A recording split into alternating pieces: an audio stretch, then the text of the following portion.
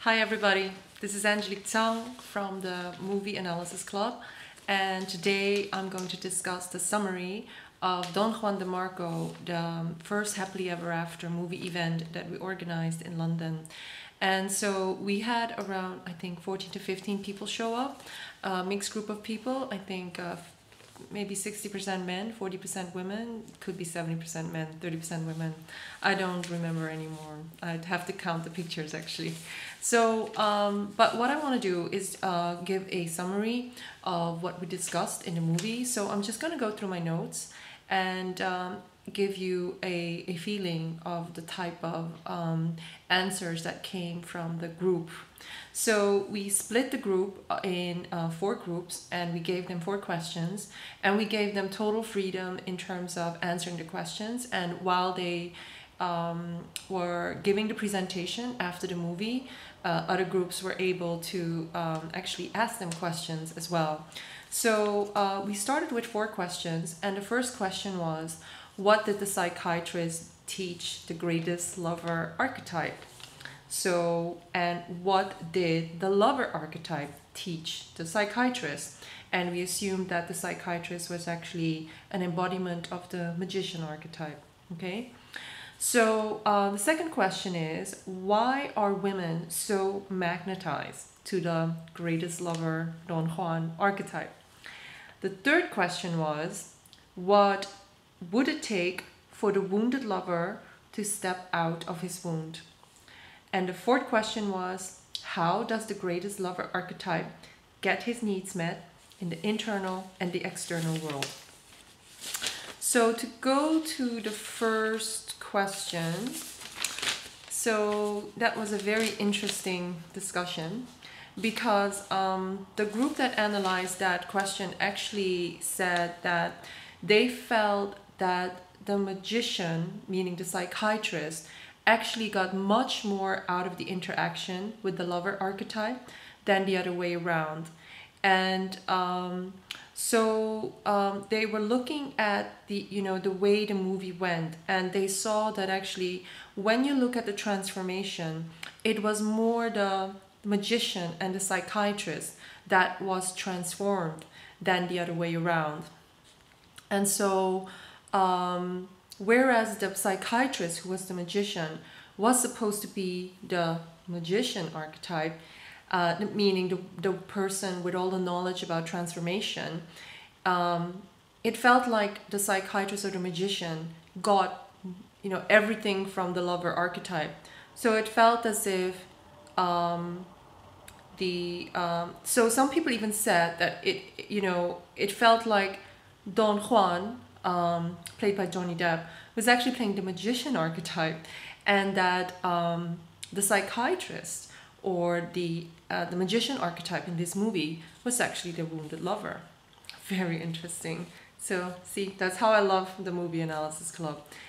So and that group also came with the analysis that the desires and the impulse of the psychiatrist were actually repressed or suppressed because he was so analytical, and that probably by the time that he met Don Juan, he was actually in some kind of midlife crisis, and that he was ready for balance in his life, meaning that referring to the concept of wholeness and owning your shadow, when you actually have lived a whole life being rational and analytical, at one point your wholeness will catch up with you, and you'll suddenly meet your shadow coming as a Don Juan, for instance, and you'll be able to actually own some of the aspects that come through a meeting with such a shadow figure.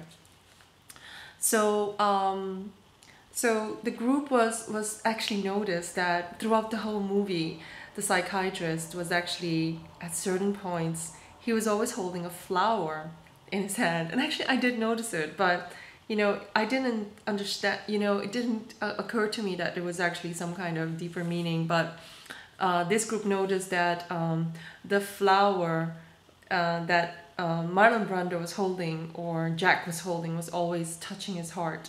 It was always near his heart.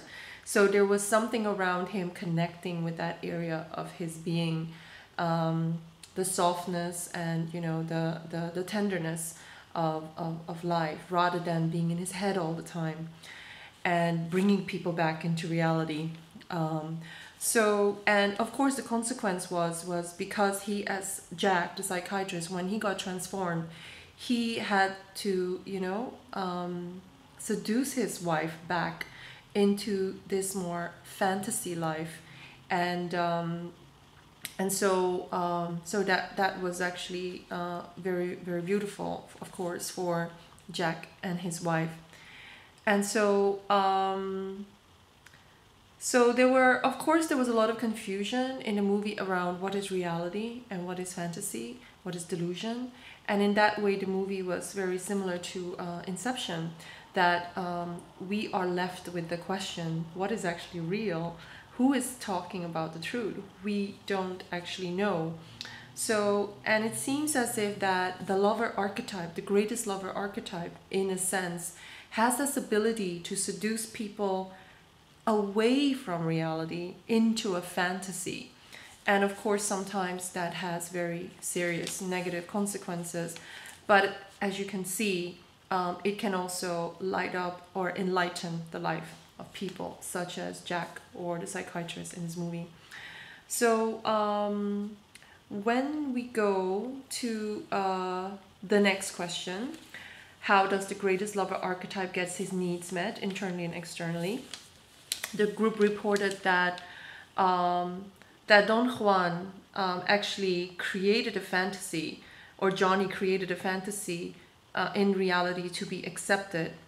And the acceptance was about internally, about the emotions that he had, about the meaning of his life and the meaning of, his parents' marriage, his father's death, and also, his rejection from Doña Ana.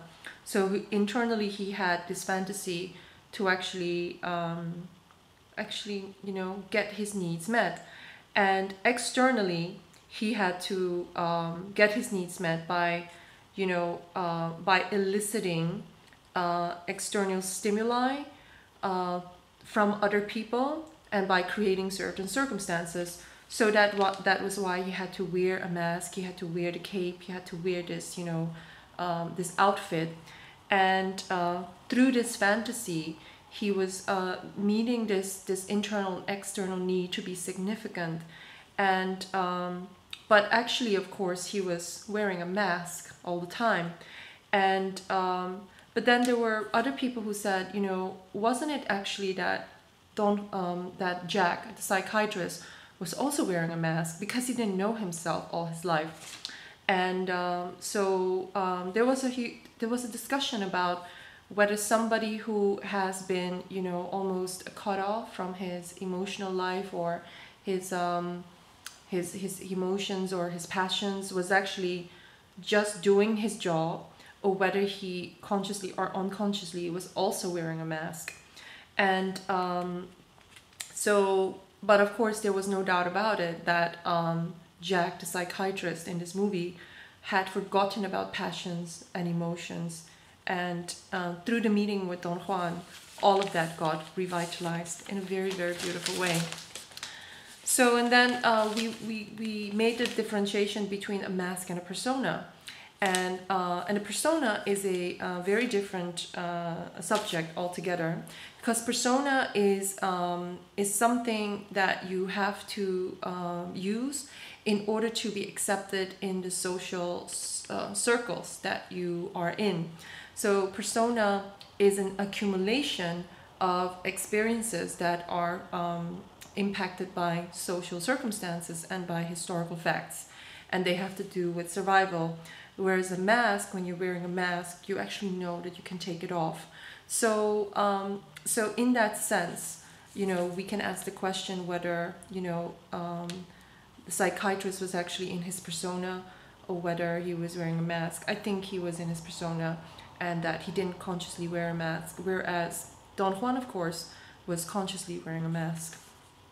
And in terms of the needs that he was trying to meet, and me being trained in human needs psychology, I think we were all aware that Don Juan, or Johnny, by wearing this cape and wearing the mask, and owning a new identity of being Don Juan, was actually in a way looking for significance.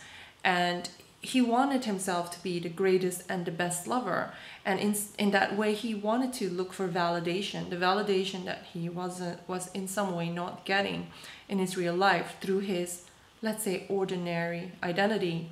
And so it was very important, because if you're talking about significance as a need, it's very important that other people buy into whatever you're projecting onto them. So he needed the significance from the partners. And of course, the lover archetype is all about getting that validation through an external party in one of the stages of evolution of the lover. So there was a really good comment that was made though, and that was about the way that he was getting his significance was actually very, very superficial, because he was always experiencing and describing love, more from a physical, sexual way, sensual way, than, for instance, from a spiritual way, or a way where he was connecting to the soul of a woman, for instance. So I thought that was a very, very good comment, because it didn't even occur to me that was what was happening. So, and it reminded me that actually the lover archetype shows up in different stages of evolution in this whole movie. So Johnny was, of course, 21. And so the first stage of the lover archetype is, in a way, it's at the same time it's very innocent, like the way he idolized Doña Ana, and he idolized his parents.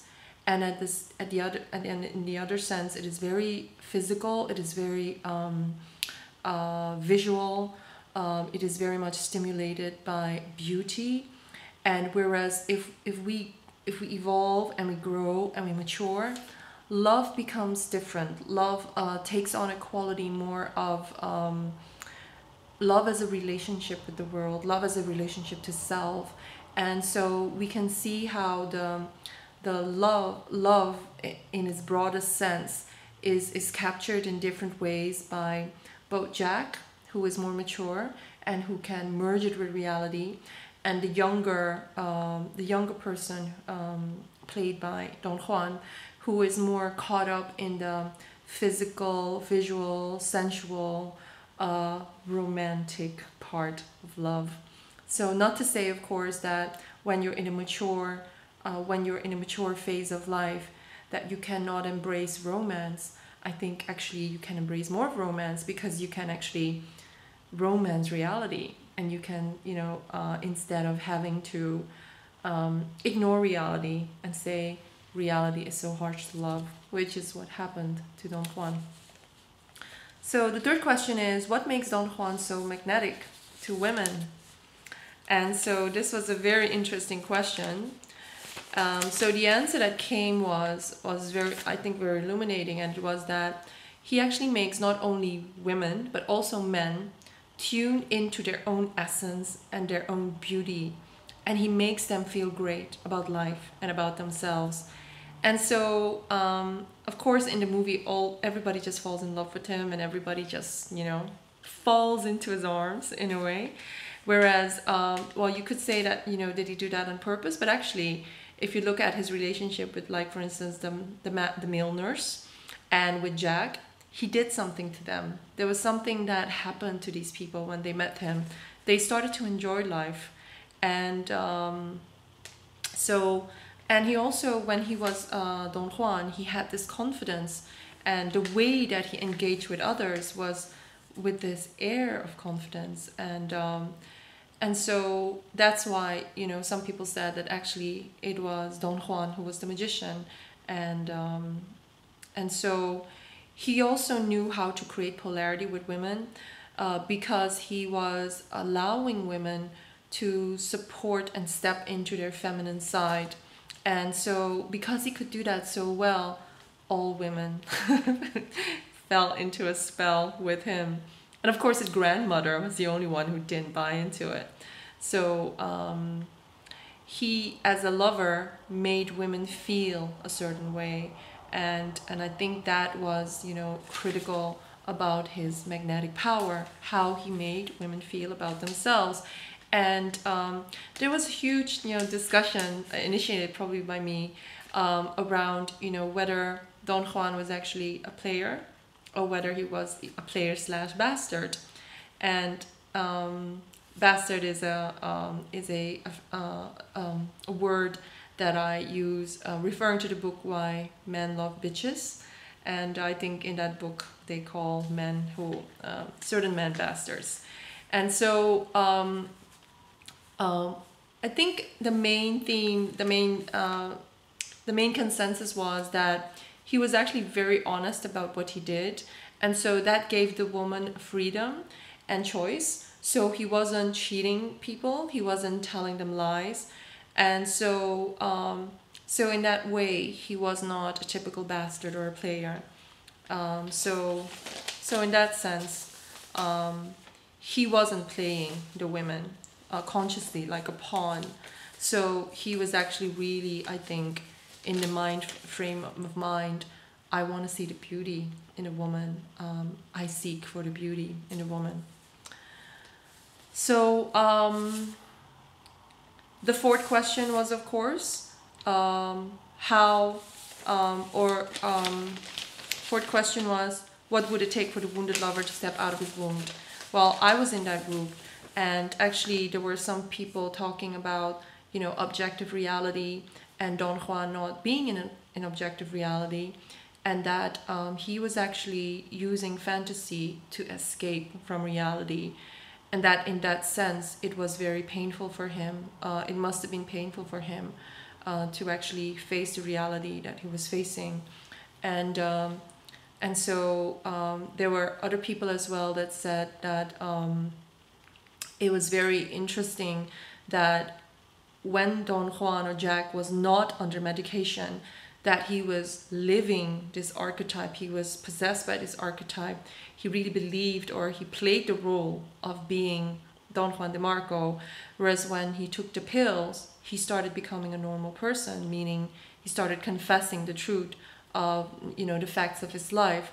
So it feels like there's a reversal, like the lover, when he takes the pill, goes back into reality.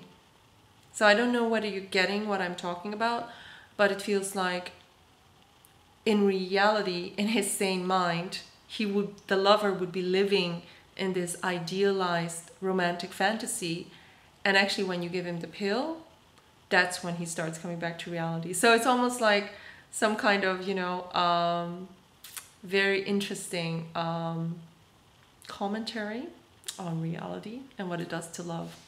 So, and of course, there's also the video blog about my own interpretation of what the wound was of Don Juan, and how reality wounds the lover archetype, and how we can actually synthesize, you know, the healthy characteristics of the lover archetype with reality. So yeah, so I hope you enjoyed it. I hope that you will have a very different take on or an inspired take on Don Juan de Marco, and in the future we'll be doing more video blogs about movies that inspire us. Thank you so much. Bye bye.